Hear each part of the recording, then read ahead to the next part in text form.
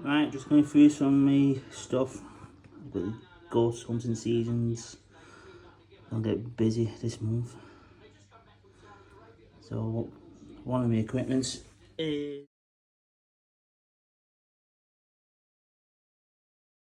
a spirit pod. Cheaper version than the red pod. Takes a square battery, light bulbs. Power on switch at bottom, sound on and off. The way it works, it makes a force field around it. Anything that comes into contact or breaks through the force field, and that's what it does. I've used it a few times. Not got anything on it, but it's like fishing, you never know. Ways you can use it is by making contact, saying, asking questions, yes and no as a way. That's one of the equipment. This is one of my EMF meters, to be honest, the first one I bought. It's very sensitive. I tend not to use it as much, to be honest. Pretty cheap on Amazon. It's heavy, see-through. Battery goes quite quick actually. But as you can see, we've put next to my phone. Goes off, spikes. That's how sensitive it is. So if I do use it, bear in mind the equipment I'm using, and if there's any like plug sockets or other electrical equipment in the room or building.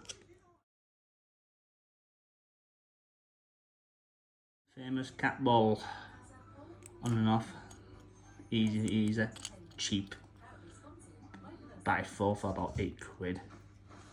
Batteries don't last long on them, like, but you just place them about around the room, and again, use it to communicate, to knock it like, fun to make it flash like A for yes, and stop it for no. Good handy cheap bits of kit that.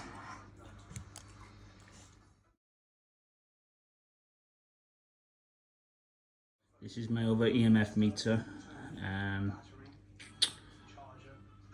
This is quite an expensive one. Price range between £28 to £50. Got it again from Amazon.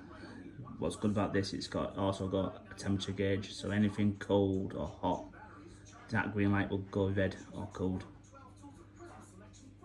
Your normal EMF ratings, your spikes and stuff. As you can see, this is not sensitive, so it's ideal. Yep.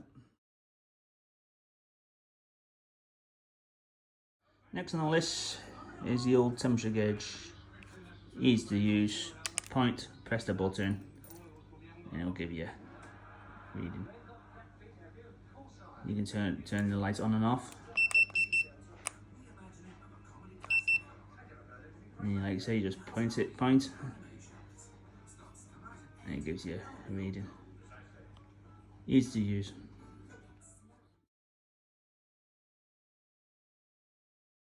Next on the list is a laser grid pen. Put it on a tripod, rest it onto a shelf, and press. Easy to use. The idea is to if you get any, well, basically simple, any shadows that breaks the grid or any orbs, they'll stand out. Good piece of kit.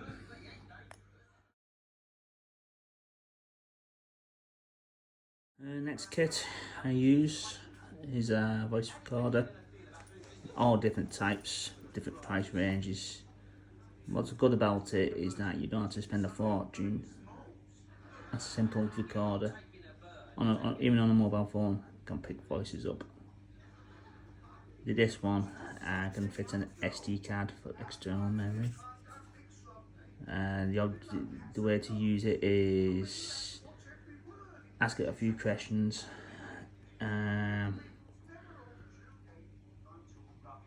remember when you're asking questions is to pause between 10 and 20 seconds from each question. Give the chance for the spirit to answer. If you make sure you log any background noises like cars going past the building and that. So when you re-listen, you know it's a spirit or it's someone outside, something's happening outside. Yeah.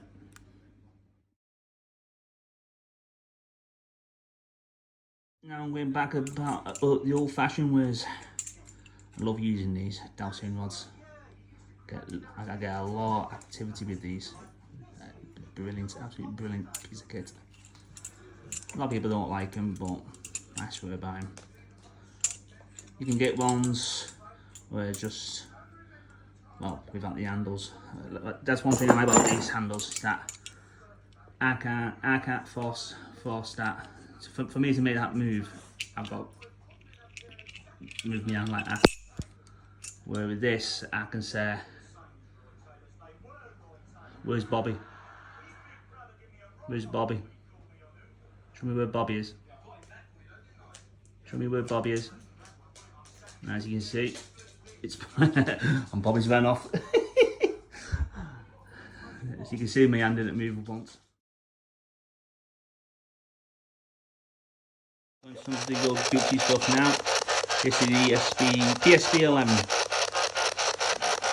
It's a quite expensive piece of kit. What uses white noise radio waves. You can get PSP 7, and this is a PSP 11. It's like having two PSP 7s in one. So I can go AM or FM, backwards or forwards at the same time or on the way. The way it works is I ask questions and I see if there's any voices. Like, is anybody here with me right now?